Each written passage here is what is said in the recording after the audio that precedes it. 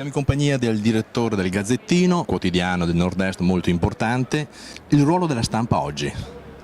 Beh, è un ruolo direi particolarmente importante perché la comprensione di quello che succede, il tentativo di offrire trasparenza anche rispetto alle dinamiche della crisi credo che sia particolarmente importante. Oggi la gente ha voglia di capire e non a caso in questi giorni, dopo la presentazione della nuova manovra, le vendite dei giornali sono state sensibilmente più alte di giorni normali, proprio perché c'è questa esigenza di comprendere non solo ciò che riguarda il proprio portafoglio, che è sempre molto importante, ma anche quello che sta succedendo, perché la gente capisce che siamo di fronte a una situazione non solo difficile ma di grande cambiamento e vuole sapere, come è giusto che sia, dove stiamo andando. Francamente non credo che i giornali lo sappiano, però forse possono aiutare a capire, a mettere sul campo delle idee, delle opinioni, delle valutazioni, oltre che delle notizie.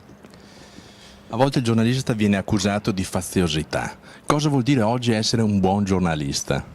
Ma essere un buon giornalista vorrebbe dire dare delle notizie, dopodiché noi dobbiamo sapere che nell'articolazione della stampa italiana come dei mezzi televisivi ci sono giornali che hanno dichiaratamente una scelta di parte e altri giornali invece che non dico che puntano all'obiettività, ma che non hanno una posizione pregiudiziale e cercano di offrire il proprio punto di vista di volta in volta diverso sui vari punti. Essere un buon giornalista vuol dire cercare di essere rispettoso della verità, ma sapendo che la verità non è una sola, esistono dei punti di vista diversi. Basta essere onesti innanzitutto con se stessi, io credo che questi lettori lo capiscono. Quanto difficile è svolgere la professione di giornalista?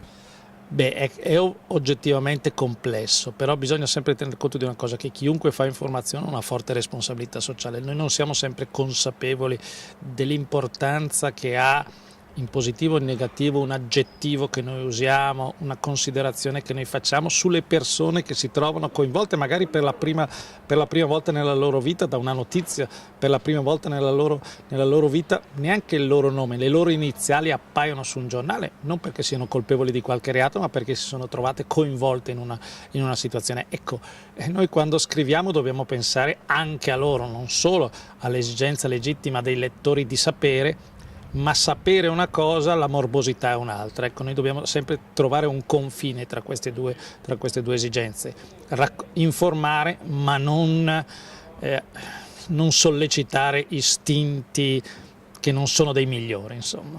Quindi secondo lei una smentita in 7ª pagina, un piccolo trafiletto, 2 righe, non basta? Ma qua anche dipende, bisogna tener conto anche di una cosa, che ormai c'è un uso un po' strumentale delle rettifiche, delle querele. Le querele e le denunce per diffamazione sono diventate molto spesso anche uno strumento per condizionare la stampa. Ormai arriviamo al punto che persone coinvolte o soggetti coinvolti in alcune indagini fanno mandare all'avvocato una diffida a citare il loro nome, come se non fosse diritto di cronaca, non so, raccontare che per esempio un determinato esercizio è rimasto coinvolto in un'inchiesta in cui, non so, la Guardia di Finanza ha scoperto che invece di utilizzare del discreto prosecco per fare dello spritz si usavano dei prodotti insomma un po' meno elaborati, un po' meno sani. Non faccio un esempio a caso naturalmente. Ecco, quindi la disciplina della rettifica è indicata in modo abbastanza preciso dalla legge e questa va rispettata. I lettori dovrebbero anche capire che talvolta sicuramente i giornali sbagliano e sono obbligati, perché questa lo vuole la correttezza ma lo vuole anche la trasparenza, a correggersi immediatamente nei modi dovuti. Ma il diritto di cronaca non vale solo quando si parla degli altri, vale anche quando si parla di se stessi.